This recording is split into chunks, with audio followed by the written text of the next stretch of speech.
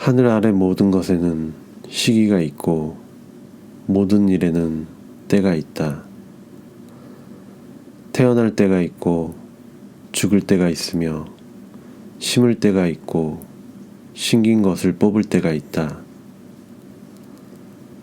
죽일 때가 있고 고칠 때가 있으며 부술 때가 있고 지을 때가 있다.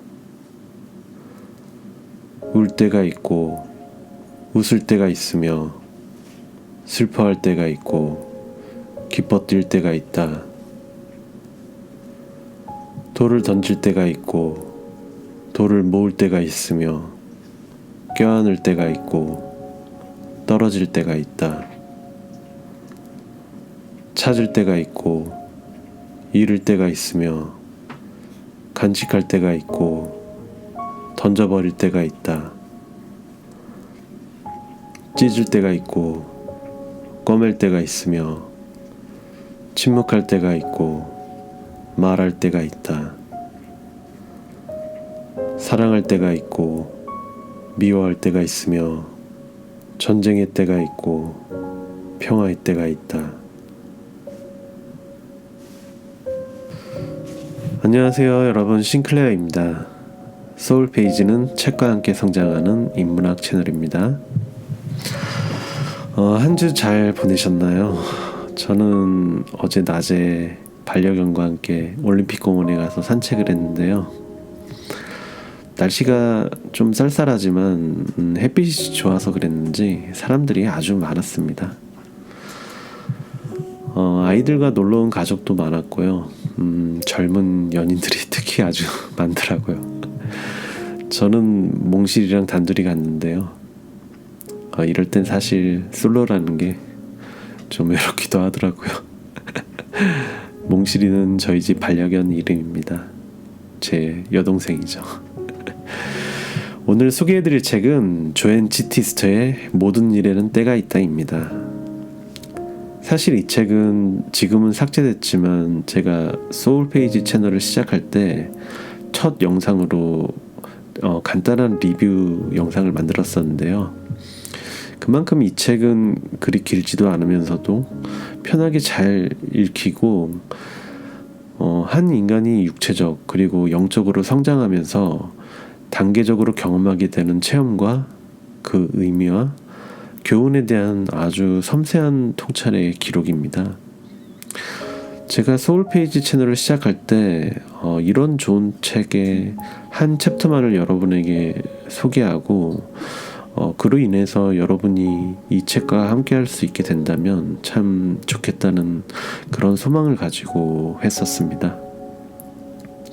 한마디로 소울페이지에 가장 어울리는 책이고 책 중에 하나고 제가 사랑하는 사람이 생긴다면 꼭 선물하고 싶은 그런 책입니다.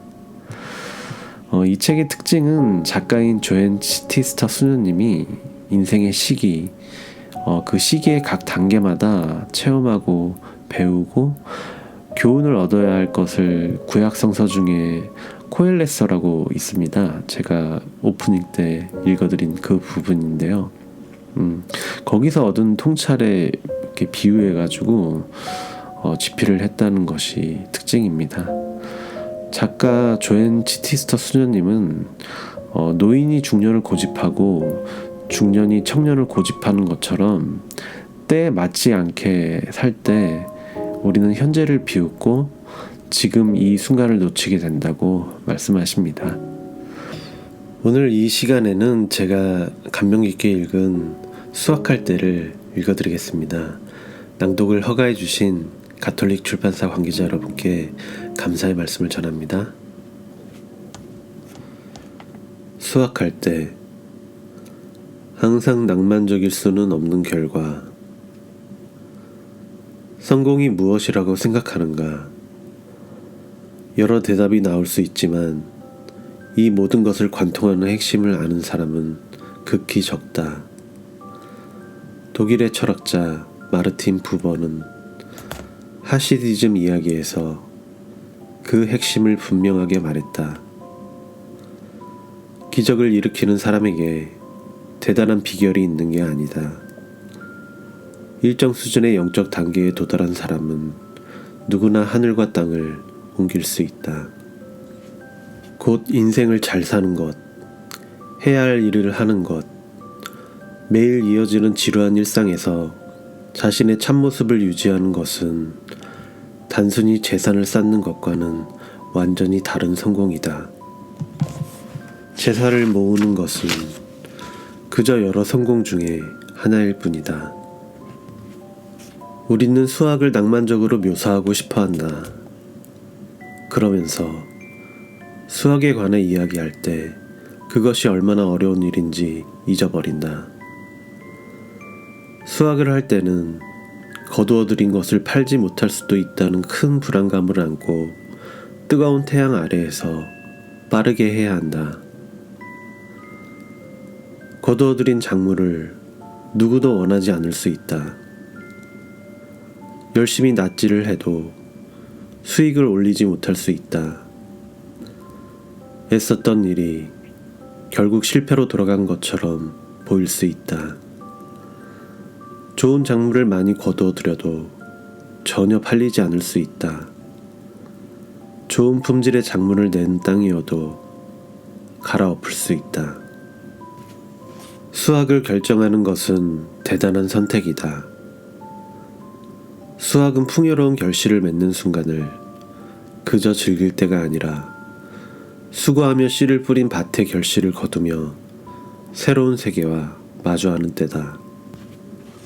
수학하는 사람은 확실한 성공을 거두기 위해서가 아니라 자신의 일을 완수하기 위해 등을 굽힌다. 자신이 경작하고 씨를 뿌렸던 밭을 마무리하기 위해서다.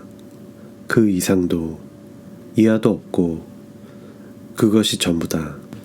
수학함으로써 개인적인 성공을 이룰 뿐이다.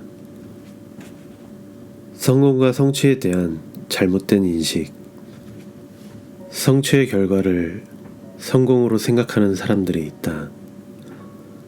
그들은 인생의 결과가 원했던 것이 아니면 자신의 인생이 실패했다고 말한다. 금전적인 풍요, 대중의 찬사, 강한 권력, 명망 있는 지위 등 성공을 보여주는 트로피를 얻지 못하면 실패한 인생이라고 생각하는 것이다. 그러나 인생의 목표가 결과보다 더 중요하고 질문이 대답보다 더 중요하다고 생각하는 사람들에게는 다르다. 그들에게 성공은 자신이 얻은 것보다 자신이 가치 있게 여기는 것에 의해, 결과보다 목표에 의해, 양보다 질에 의해 좌우된다. 이런 사람들에게 성공은 수익의 보장보다 약속의 이행과 더 연관이 있다. 무언가를 키우는 일은 정직한 결과로 돌아온다. 그저 손에 잡히는 이익이 있든 없든 해야 할 필요가 있다고 생각하는 것을 꾸준히 하는 것이다. 결국 하루하루 조금씩 진정한 나의 모습을 살아가며 인생을 완성해 나간다. 인생의 성공은 어떤 대가를 치르든 자신에게 진실한 사람이 되는 데 달려있다. 그러나 성과 우선주의 사회에서는 이와 다르게 말한다. 이 사회를 떠받치는 사상은 삶을 왜곡시키고 삶의 의미를 상실하게 하며 개인의 이익만 중시하는 각박한 삶을 살도록 부추긴다. 미국의 경제학자 소스타인 베블러는 이렇게 말했다. 공동체에 어떠한 희생과 위험이 뒤따르더라도 얻을 수 있는 이익을 취하는 것이 언제나 옳은 비즈니스다. 주식과 채권, 이익과 손해, 이자율과 수익에 관한 경제의 원리는 복음보다 더 크게 울려 퍼지며 우리의 사고를 물들인다. 이는 개인이 경제활동의 주체라는 측면을 넘어 인격적으로도 영향을 끼친다. 그리하여 우리가 꼭 해야 할 일이 아닌 것도 하게 된다. 우리는 무기가 무언가를 지키는 것보다 파괴하는 것에 가까움을 알면서도 국가의 일원으로서 전쟁에 참여한다. 그러나 우리를 위험에 처하게 할 수 있으나 적어도 세상이 더 이상 망가지지 않게 할 수 있는 비폭력 저항에 대해서는 고려하지도 않는다. 우리는 예수님이 성경을 통해 우리에게 분명하게 가르치신 계명을 종파구분, 인종차별, 성차별 등으로 무용지물로 만든다. 인류의 발전과 정의를 추구하기보다는 이윤을 위해 값싼 노동력을 추구한다. 또한 우리 스스로 형식주의와 제도주의, 그리고 남성 우월주의에 씨를 뿌렸으면서 지역 이기주의, 억압적인 가부장제, 인종차별, 성차별이 생기는 이유를 궁금해한다. 그러면서 공동체의 의식과 약자들을 위한 자비보다는 제도와 사회적 이익을 선택한다. 가장 심각한 것은 이러한 선택과 그에 따른 결과를 성공이라고 부른다는 사실이다. 정신적인 풍요보다 가시적인 이익에 열중하는 사회는 성공의 개념을 왜곡한다. 이러한 사회는 즉각적으로 확실한 수익을 거둘 수 없는 것은 모두 중단하려는 특징이 있다. 사람들은 내면의 만족감보다는 높은 봉급이 보장되는 승진을 추구하며 인생을 보낸다. 학생들은 문화와 철학보다는 기술과 비즈니스를 배우며 교양 있는 사람보다 성공한 사람이 되려고 가르침을 받는다. 우리는 성취와 만족, 그리고 수익을 빠르게 얻기를 원한다. 측정할 수 없는 것은 굳이 시간을 들여 얻으려 하지 않는다. 그저 최대한 빨리 결과가 나올 일을 찾는다. 우리는 가능성보다 확실한 보장을 원한다. 그러나 이는 수학하는 사람의 모습이 아니다. 두려움 없이 허리를 숙일 줄 아는 사람. 수학하는 사람은 수학을 위해 일한다. 그들은 수익을 생각하지 않고 그저 수학의 때가 되었기 때문에 수학한다. 시기에 맞는 일을 하며 결과가 무엇이든 끝까지 과정을 따라갈 때 우리는 수학하는 사람이 된다. 이러한 사람들이 때가 되었음을 확신하며 거리에서 인종차별 폐지 운동을 벌였다. 또한 잘못된 방어 정책에 악영향을 인식하고 핵 보유주의 종식을 요구했다. 수학하는 사람들은 앞으로 다가올 세상이 지금보다 더 나아질 수 있도록 그들 앞에 놓인 세상의 문제를 해결하기 위해 앞장선다. 수학은 공적인 책임일 뿐만 아니라 개인적인 일이기에 우리는 인생의 여러 시기에서 좋은 것을 거두어야 한다.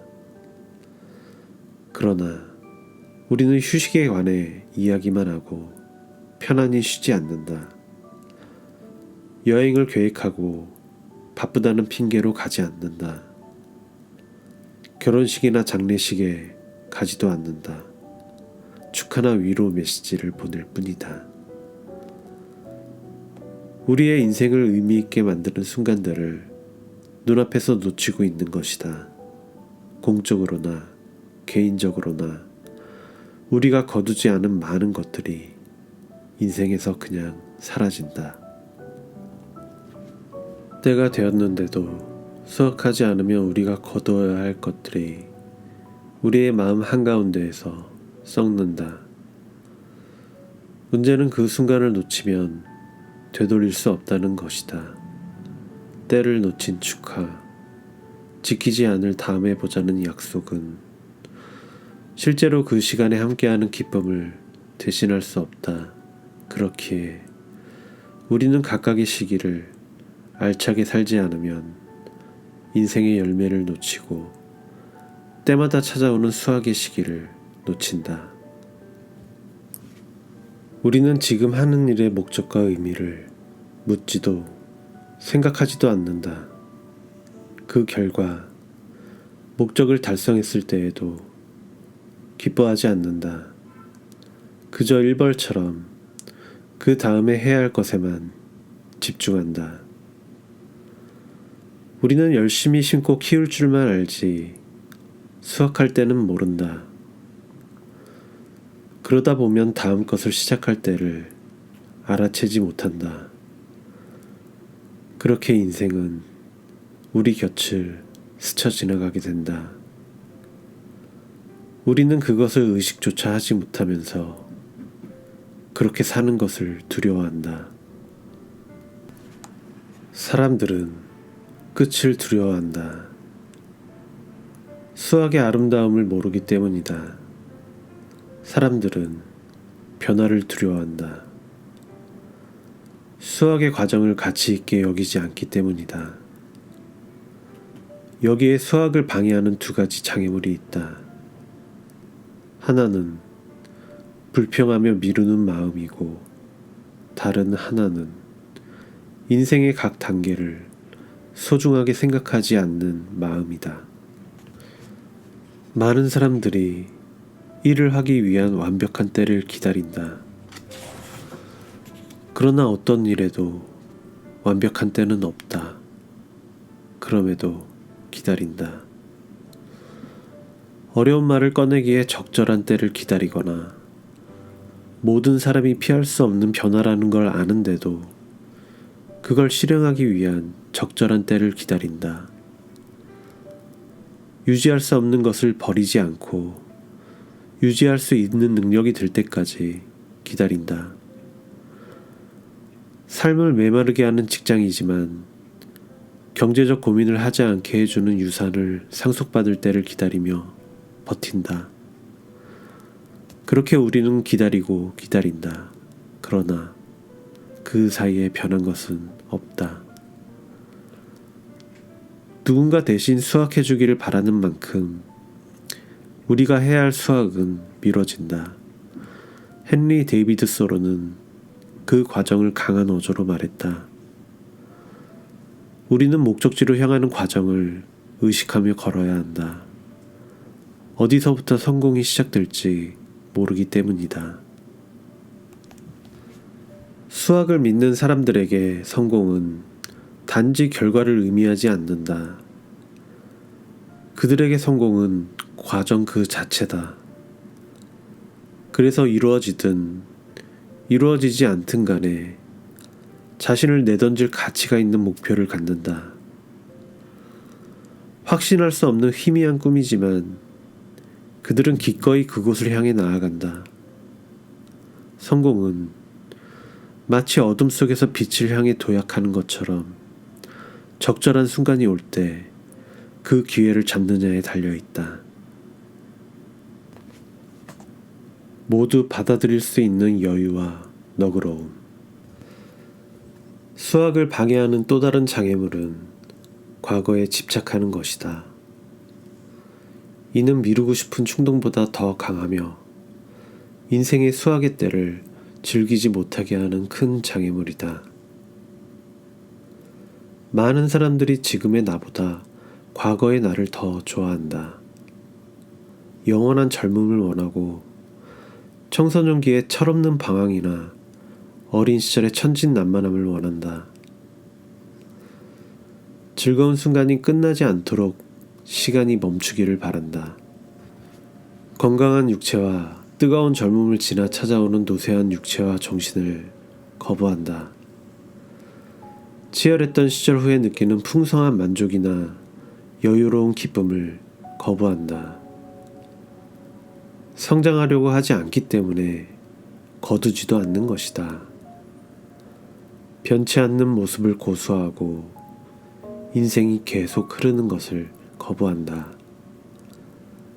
결국은 노인이 되기를 거부하고 노인을 차별한다.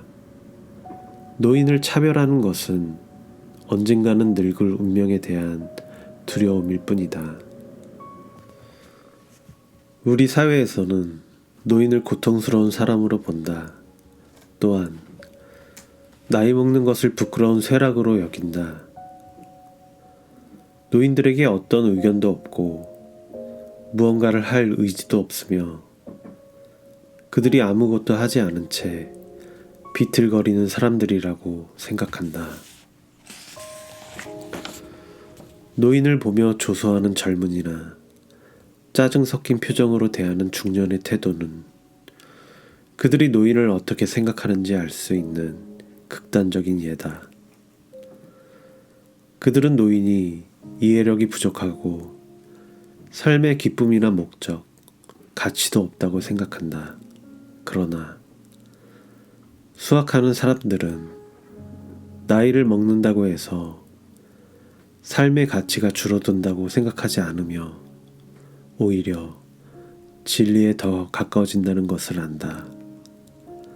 노년이 수학하는 시기이기 때문이다.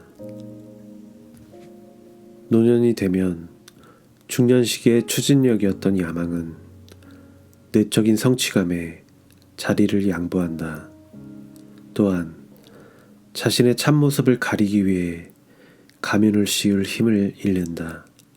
그러나 이해와 사랑 같은 내적인 가치로 인해 오히려 삶은 더 풍성해진다. 더 움켜쥐려고 애쓰던 시절이 마침내 지나가면 비로소 현재에 만족할 줄 알게 된다. 그리고 지난날의 성공과 실패가 모여 지혜를 얻는다. 또한 사랑을 받는 것뿐만 아니라 주는 일도 있음을 알게 되며 무언가를 원하는 마음은 수그러들고 부드러운 마음을 갖게 된다. 우리는 과거의 삶에서 얻은 지혜를 통해 다가올 날을 더 자유롭게 살 수 있다. 그리하여 중요한 것과 중요하지 않은 것이 무엇인지 알게 된다. 또한 자신 안에 있던 모든 생각과 관념과 믿음을 거두어들이고 상냥하게 미소 지을 줄 알게 된다. 관념에 의해 영향을 받고 움직이는 것이 아니라 스스로 행동할 줄 아는 것이다. 그리고 더 이상 알 수 없는 것을 알려고 애쓸 필요 없이 그저 있는 그대로 받아들이는 법을 배운다. 이제는 외모를 꾸미는데 힘을 쓰지 않고 마음을 풍족하게 하는 일에 힘을 기울인다. 그리하여 매일이 새롭고 자유로우며 허비하거나 놓쳐서는 안 되는 선물이 된다. 얽매이지 않고 자유로워지는 은총의 단계. 노년은 인생을 수확하는 시기다. 수확한 곡식에서 걱정과 죄의식 없이 쭉정이를 가려내는 시기다. 마침내 이때가 되어서야 우리는 그동안 자신이 했던 모든 일이 서로 조화를 이룬다는 사실을 깨닫는다. 우리는 그동안 겪었던 관계를 통해 누구도 두려워하지 않는 법을 배운다. 수많은 실패를 통해 어떤 것도 나를 무너뜨릴 수 없음을 배운다. 반복된 행운이나 실수를 통해서 스스로 어쩌지 못하는 영역이 있음을 배운다. 나이가 들어감에 따라 내일에 대한 잘못된 보상 심리에서 벗어나 마침내 오늘을 자유롭게 살게 된다. 수학의 영성은 성공을 새롭게 정의하는 데에 있다. 거두는 것은 무언가가 충분히 자라서 완성되도록 하는 능력이다. 따라서 성공은 자신이 한 것을 혼자서 모두 이뤘다는 인식에 빠지는 것이 아니라 끝을 잘 매듭짓고 다음 도전에 대한 각오를 다지는 것이다. 수학의 영성은 과거에 얽매이지 말고 다가올 인생의 다음 순간을 맞이하도록 요구한다. 이러한 우리에게 필요한 것은 불완전한 현재를 충실히 살아가기 위한 은총이다. 또한 수학의 영성은 미소와 신뢰로 인생의 어려운 시기를 헤쳐나가도록 한다. 수학하는 사람은 인생의 여러 시기를 거치면서도 늘 희망을 잃지 않는다. 수학하는 이는 다시 심는 것을 멈추지 않는다. 미국의 소설가 론 허버드는 이렇게 말했다. 더 이상 노력하지 않는 것만이 유일한 실패다. 마음속의 패배를 인정하는 것만이 유일한 패배다. 흐려진 목표만이 극복할 수 없는 유일한 장벽이다. 수학하는 사람은 언제 완성된다는 보장도 없이 새벽부터 밤까지 지칠 줄 모르고 일한다. 그들은 수학하는 삶의 가치를 확신하고 자신들이 하는 모든 일을 수학하는 마음으로 한다. 또한 자신들보다 앞서 거둔 사람들의 도움을 받았기에 그들 또한 뒤에 오는 이들을 돕는다. 그들은 이렇게 말한다. 절대 포기하지 마세요. 한순간도 멈추지 마세요. 인생의 단 한순간이라도 방치하거나 소홀히 하는 일이 없도록 하세요. 매 순간 꽉 찬 삶을 살아가십시오. 무엇을 하든 그것을 놓치지 않는 것이 수학하는 사람의 자세다. 잘 들으셨나요? 오늘은 여기까지입니다. 이 책은 말씀드렸듯이 작가가 코엘렛서에서 말한 인생의 시기를 빗대어서 비유해서 집필했기에 수학할 때 말고도 잃을 때, 사랑할 때, 웃을 때, 전쟁의 때, 치유될 때 등 한 인간이 살면서 시기마다의 경험을 올바로 체험할 수 있도록 그렇게 도와주는 책입니다. 그런데 제가 이 책을 다 읽었을 때 그런 생각이 들더라고요. 결국 가장 중요한 것은 사람마다 시기가 다르고 느끼는 점도 다르고 생각도 다르겠지만 작가님도 본문에서 언급했듯이 자신이 겪어야 하는 시련이나 즐거움, 다른 여러 가지 감정들, 그것을 오롯이 자기 자신으로 살아내야 한다는 그런 생각이었습니다. 부끄러운 얘기지만 저도 예전에 실패를 거듭하면서 이렇게 남이 되고 싶었던 적이 많았거든요. 그때 제 머리에 저 사람은 얼마나 행복할까, 저 사람으로 살면 정말 좋겠다, 나도 저 사람처럼 되고 싶다, 저 사람처럼 해야겠다, 닮아야겠다, 흉내내야겠다 그런 생각이 가득했습니다. 하지만 어느 날 제가 그 생각을 버리게 된 이유가 있는데요. 제가 곰곰이 생각해 보니까 만약 내가 내일 지구를 떠나 우주로 여행을 가게 된다면, 뭐 그런 일은 없겠지만 우주선을 타고 우주로 가게 된다면 저 사람이 아니라 지금의 나 자신으로 떠나고 싶다, 그런 생각이었습니다. 왜냐면 우주에 가는데 내가 나 자신이 아니라면 아무런 의미도 없다, 그런 생각이 들더라고요. 아무리 못났고 무능하고 무기력해도 내가 우주에 가서 내 눈으로 지구의 모습을 바라봐야 그게 진짜 의미 있는 거지. 그 순간에 다른 사람이라면 정말 아무런 의미가 없겠다, 아무리 잘난 사람이라 해도 내가 아니라면 정말 의미가 없다, 그런 생각이 들더라고요. 그런데 어쩌면 이 지구에서 사는 것도 사실 똑같은 게 아닌가. 이 삶도 내가 나로 살아갈 때 가장 큰 의미가 있는 게 아닐까, 그런 생각이 들었고, 또 그런 생각을 하니까 왠지 내가 나라는 게 좀 받아들이기 수월하고 좀 마음이 편해졌습니다. 자, 오늘은 여기까지입니다. 이 책 모든 일에는 때가 있다는 꼭 완독하시길 추천드립니다. 그런 남은 시간도 편안히 잘 보내시고요. 다음에 더 좋은 영상으로 찾아뵙겠습니다. 감사합니다.